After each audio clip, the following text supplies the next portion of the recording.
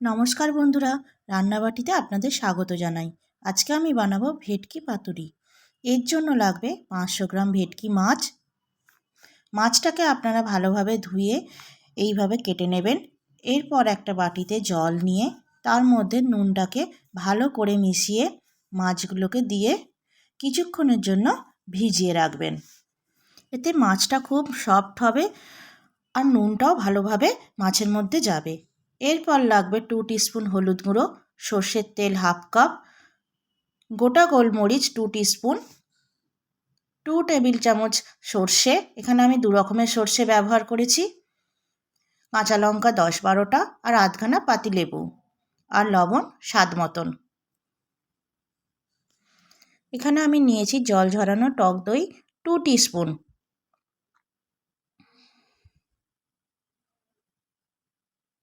এবার আমি একটা মিক্সিং জারে সর্ষে, গোলমরিচ, কাঁচা লঙ্কা আর অল্প নুন দিয়ে একসঙ্গে মিশিয়ে এর মধ্যে একটু হলুদও দেব, দিয়ে একসঙ্গে ভালো করে পেস্ট বানিয়ে নেব।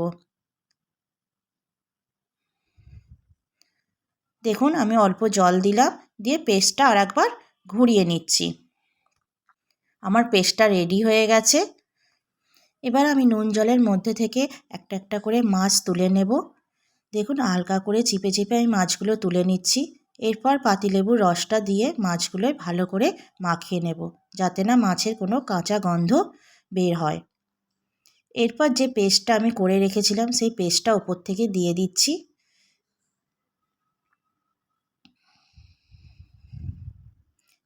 তারপর আমি এর মধ্যে টক দইটাও অ্যাড করে দেব, দিয়ে খুব ভালো করে মাছের মধ্যে মিশিয়ে দেব।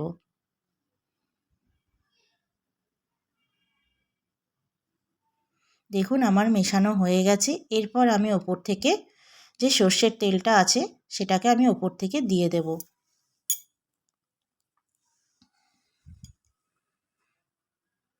পুরোটাই এটা সর্ষের তেলের রান্না।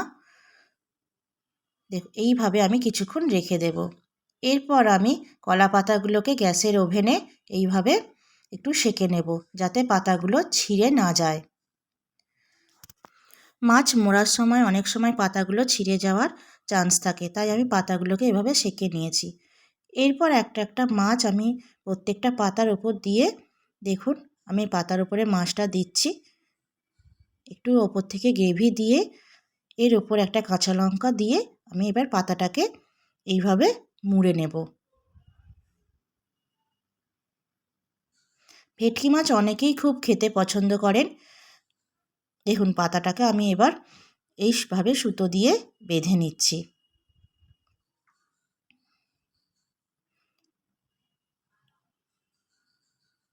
বাঁধা হয়ে গেছে। এইভাবে আমি প্রত্যেকটা মাছকেই বেঁধে নেব। এরপর আমি ফ্রাইং প্যানে তেল গরম করে নেব। 1 টিস্পুন মতন তেল দিয়েছি। তেলটা গরম হয়ে এলে আমি এবার একটা একটা করে মাছ দিয়ে দেব। এরপর ঢাকা বন্ধ করে 10 মিনিটের জন্য লো ফ্লেমে রেখে দেব। 10 মিনিট পর দেখুন মাছের একটা সাইড হয়ে গেছে। তো আস্তে আস্তে এগুলো আমি উল্টে দিচ্ছি।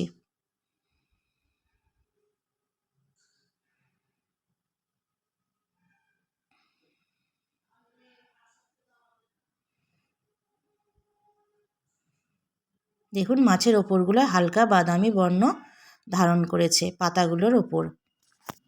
আবার ঢাকনা বন্ধ করে দিলাম এবার অন্য দিকটা হওয়ার জন্য। 10 মিনিট পর আবার ঢাকা খুলে দেখলাম, দেখুন অন্য দিকটাও হালকা বাদামি বর্ণ ধারণ করেছে।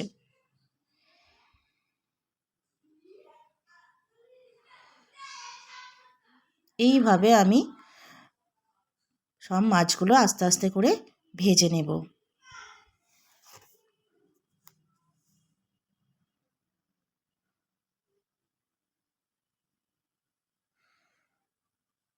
এবার একটা প্লেটে আমি এগুলো তুলে নিচ্ছি আস্তে আস্তে করে। এগুলো একদম হয়ে গেছে।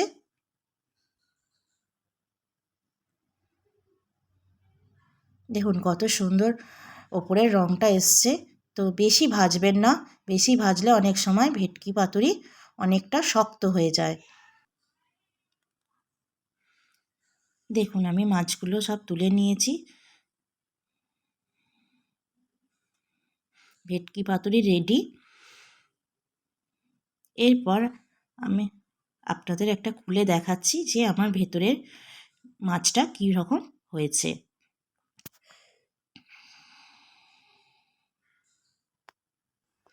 আমি আস্তে আস্তে এটাকে খুলে নিচ্ছি।